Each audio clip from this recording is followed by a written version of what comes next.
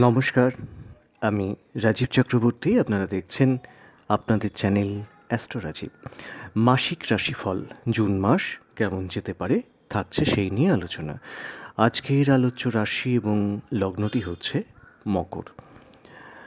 যারা আজকে প্রথম দেখছেন তাদের বলবো চ্যানেলটি সাবস্ক্রাইব করে নিতে, কারণ প্রত্যেক মুহূর্তের আপডেট পেতে চ্যানেলটি কিন্তু সাবস্ক্রাইব করে নেওয়া প্রয়োজন। ফোন নাম্বার, হোয়াটসঅ্যাপ নাম্বার থাকলেও চাইলে যোগাযোগ করতে পারেন। চলে আসবো মূল আলোচনায়। আপনারা জানেন মার্চ মাস থেকে বেশ কিছু প্ল্যানেটের গোচর পরিবর্তন হয়েছে, আর তার ফল কিন্তু মোটামুটি শুরু হবে এই মাস থেকে, অর্থাৎ জুন মাস থেকে। সেই জন্যেই বলছি পরিবর্তনের জুন। প্রত্যেকের জীবনেই, প্রত্যেকটি রাশি লগ্নের জীবনেই কিছু না কিছু পরিবর্তন আসবে। সেগুলো একটু দেখে নিতে হবে যে কেমন কেমন চলছে না চলছে, কিভাবে দেখবেন তার একটা গাইডলাইনও দিয়ে দিলাম। সেটা হচ্ছে, দেখবেন যাদের দশা অন্তর্দশা ভালো যাচ্ছে তারা কিন্তু তুলনামূলকভাবে শুভ ফল পান। চলে আসবো মকর রাশির আলোচনায়। স্বাস্থ্য মোটামুটি সুস্থ থাকবে আশা করা যাচ্ছে, সুস্থতার দিকে যাবে স্বাস্থ্য। সামান্য একটু উইকনেস বা দুর্বলতা সেটা থাকতে পারে, কারণ মকরের তো ওয়ার্কলোড বা কাজের চাপ বাড়ছে। সেই কাজের চাপ হতে পারে বাড়িতে, হতে পারে বাইরে। মনের দিক থেকে একটু চাপ কিন্তু আসতে পারে, মানসিক অ্যাংজাইটি বা দুশ্চিন্তা সেটা থাকতে পারে জুন, শুধু নয় জুলাই জুড়ে। তারপরে ব্যাপারটা হয়তো অনেকটা কমে যাবে।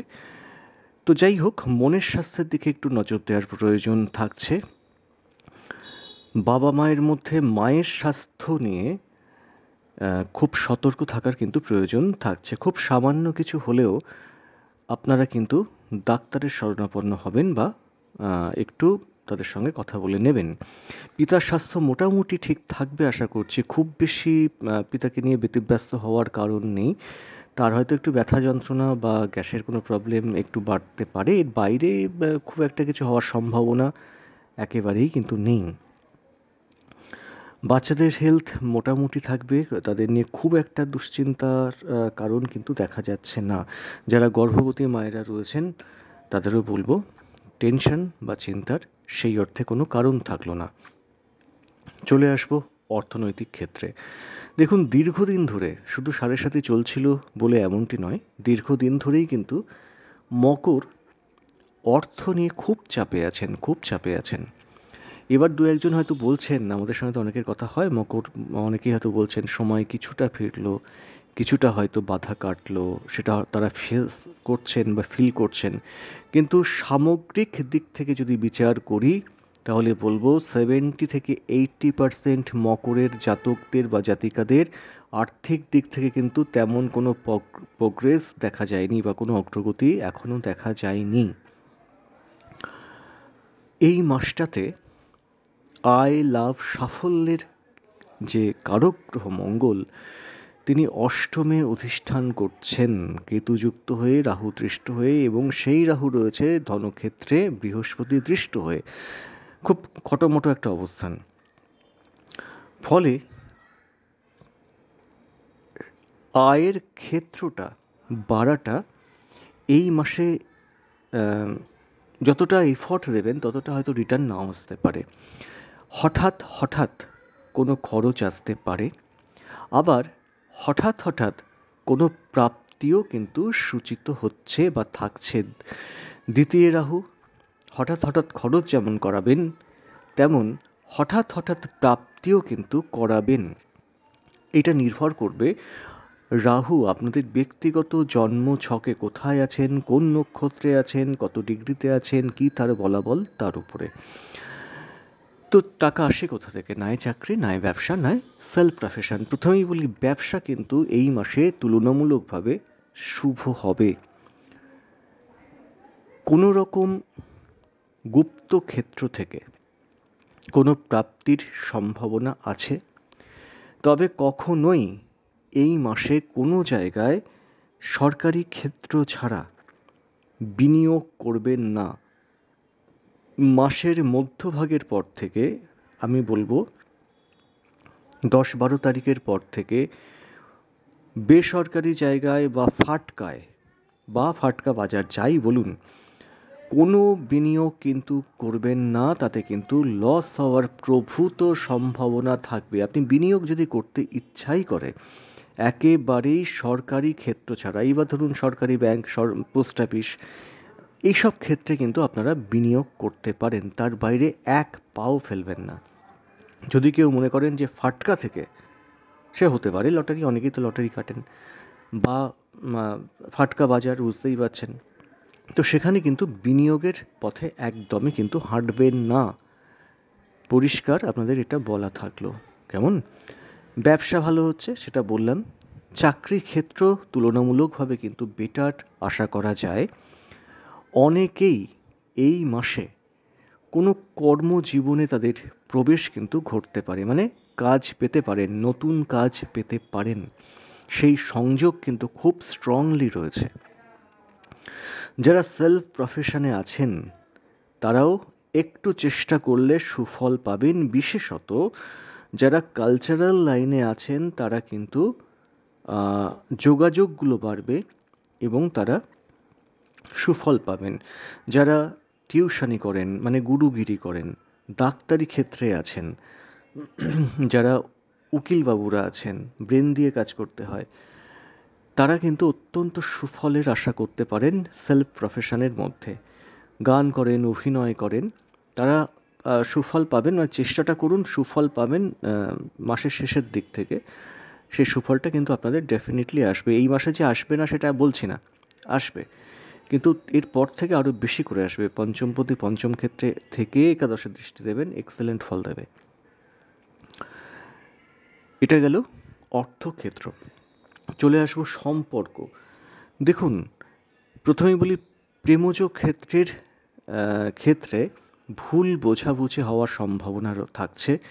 প্রেমে কোনো সময় দূরত্ব বাড়তে পারে। চলে আসবো দাম্পত্য ক্ষেত্র। এই মাসে দাম্পত্য ক্ষেত্র একেবারে অ্যাভারেজ ফল দেবে। খুব যে ভালো ফল দেবে আবার অত্যন্ত খারাপ ফল দেবে এটা নয়। তবে গৃহ পরিবেশে অশান্তির ক্ষেত্র কিন্তু থাকছে মাসের প্রথম দিকে। গৃহ পরিবেশের শান্তি বজায় রাখা মকরের ক্ষেত্রে খুব খুব খুব দরকার। মাথা ঠান্ডা রাখতে হবে, গৃহ পরিবেশের শান্তিটা কিন্তু ভীষণভাবে দরকার।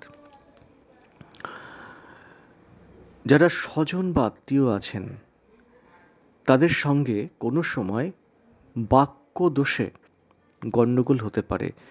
আইন আদালতের ক্ষেত্রে কোনোভাবে না জড়ানোটা এই মাসে শুভকর ফল দেবে। যারা মনে করছেন যে জমি কিনবেন বা ভূমি কিনবেন বা ফ্ল্যাট কিনবেন, এই দুটো মাস ছেড়ে কথা বলুন। জুন, জুলাই এই দুটো মাস ছেড়ে কথা বলুন। না কেনা, না বেচা, কোনো দিকেই কিন্তু এগোবেন না। যারা গাড়ি কিনতে চাইছেন তাদের ক্ষেত্রেও সেম জিনিস বলবো, এই দুটো মাস ছেড়ে কথা বলুন। এবার কার কী রঙের গাড়ি কিনবেন সেটা তাদের ব্যক্তিগত জন্মছকের উপরে নির্ভর করছে। চতুর্থপতি মঙ্গল, তিনি কিন্তু অষ্টম ক্ষেত্রে, ফলে কোনো রকম ভূমি রিলেটেড ক্ষেত্রে এবং গাড়ি রিলেটেড ক্ষেত্রে এই 2 মাস না এগোনোই ভালো। কোনো রকম শরিকি অসন্তোষ, শরিকি সম্পত্তিতে ভাগ বাটোয়ারা একেবারেই বলবো 2 মাস বাদ দিয়ে। ভাই বা বোন, আমি বলবো বিশেষত ভাই, দাদা বা দিদির কথা কিন্তু বলছি না, ভাইয়ের কথা বলছি, বোনের কথা বলছি, ছোট বোন, ছোট ভাই, এদের সঙ্গে কোনো রকম গণ্ডগোলে জড়াবেন না। তাদের সঙ্গে কিন্তু গণ্ডগোল হওয়ারও একটা যোগ রয়েছে। এই যোগ মাসের শেষের দিকে কিন্তু ক্রমান্বয়ে বাড়বে। আমি যতটা দেখছি 7 তারিখে মঙ্গল অষ্টমে প্রবেশ করছেন, সেখান থেকে তৃতীয় ক্ষেত্রে শনির উপরে দৃষ্টি, ফলেই তার এবং কেতুযুক্ত একটা পিশাচ যোগের এফেক্ট রয়েছে, প্লাস রাহু দৃষ্টি আছে। সব কিছু মিলিয়ে মিশিয়ে কিন্তু জায়গাগুলো একেবারেই সুবিধের নয়, বুঝতে পারলেন? পাড়া প্রতিবেশীদের সঙ্গেও কিন্তু কোনো রকম গণ্ডগোলে জড়াবেন না। চতুর্থপতি অষ্টমে কেতুযুক্ত রাহুদৃষ্ট, বি কেয়ারফুল। এইবার চলে আসবো লেখাপড়া। যারা বিদ্যা চর্চা করছেন, বিশেষ করে নিম্ন বিদ্যা, তারা মোটামুটি শুভ ফলের আশা করতে পারেন। দেখুন, মকরের মধ্যে না এই জুন মাসে একটা বেশ বাবু বাবু ভাব থাকবে। এই একটু ভালো থাকবো, ভালো পড়বো, একটু আয়াসে থাকবো, এই ব্যাপারগুলো মনের মধ্যে ভীষণ লাফিয়ে লাফিয়ে উঠবে। তো এইভাবেই ব্যাপারটা বললাম। প্রেমের প্রতি একটা আগ্রহ বাড়া বা প্রেম কাতুরে হয়ে পড়ারও কিন্তু একটা ভীষণ সম্ভাবনা থাকছে। কিন্তু এই মাসেই যে নতুন প্রেমে পড়বেন সে সম্ভাবনা নেই। থাকলেও সেটা খুব একটা জুতের নয়, মানে আমি ধরেই নিন সেটা খুব একটা সম্ভাবনা নেই। বরং প্রেমের ক্ষেত্রে বিচ্ছেদ বা দূরত্ব বা ভুল বোঝাবুঝি হতে পারে, কিন্তু ওই যে বললাম প্রেম কাতরতা একটা থাকবে। যারা বিয়ে করতে চাইছেন বা বিয়ের যোগাযোগগুলো এই মাসে শুরু করা যেতে পারে। যারা শুরু করতে চাইছেন করতেই পারেন। বিদ্যার কথা বলছিলাম, বলতে বলতে একটু অন্যদিকে চলে গিয়েছিলাম। উচ্চ বিদ্যার ক্ষেত্র তুলনামূলকভাবে কিন্তু সুফল আশা করতে পারেন উচ্চ বিদ্যার ক্ষেত্রে। যারা কম্পিটিশান প্রতিযোগিতামূলক কোনো লেখাপড়া করছেন সেক্ষেত্রে অত্যন্ত সুফল আসবে এই জুন মাসে। যারা গবেষণা ধর্মী কাজে রয়েছেন তাদের বাধার মধ্যে অগ্রগতি হবে, কিন্তু খুব র্যাপিডলি অগ্রগতি হবে। কাউকে কোনো কিছু আগে বলবেন না, তাহলে কি জানেন তো, কলকাঠি নেড়ে দেবে বা শত্রুতা আসতে পারে। আর এই মাস মোটামুটিভাবে মকরের ক্ষেত্রে শত্রু পরিবেষ্টিত একটি মাস। মাসের প্রথম অর্ধ তো বটেই, একটা শত্রুতা, আপনি কিছুই করেননি অথচ আপনার সঙ্গে একটা অকারণ শত্রুতা। কোথাও যোগাযোগ করতে চাইছেন, সে হয়তো আপনার ফোন ধরছে না, কিছুই করেননি, আপনার সঙ্গে একটুখানি শত্রুতা করে গেল। এই ব্যাপারটা কিন্তু মকরের জন্যে হতে পারে জুন মাসে।